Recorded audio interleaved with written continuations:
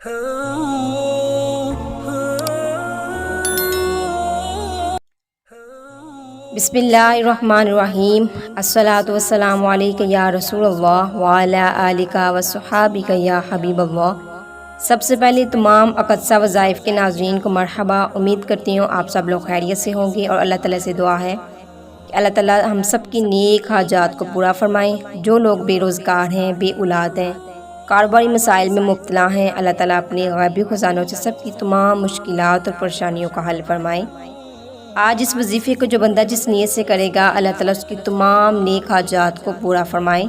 अमल की तरफ जाने से पहले दुरूद शरीफ की फ़जीलत भी सुन लेते हैं। अमीरुल मोमिनीन हज़रत सैयदना उमर बिन ख़त्ताब रज़ियल्लाहु तआला अन्हु फरमाते हैं कि बेशक दुआ ज़मीन और आसमान के दरमियान ठहरी रहती है और इससे कोई चीज़ ऊपर की तरफ नहीं जाती जब तक तुम अपने नबी करीम सल्लल्लाहु अलैहि वसल्लम पर दुरूद शरीफ ना पढ़ लो।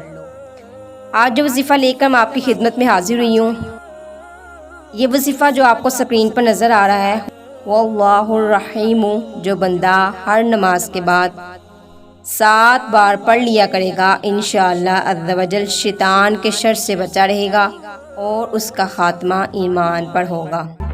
जज़ाकल्लाहु खैरा।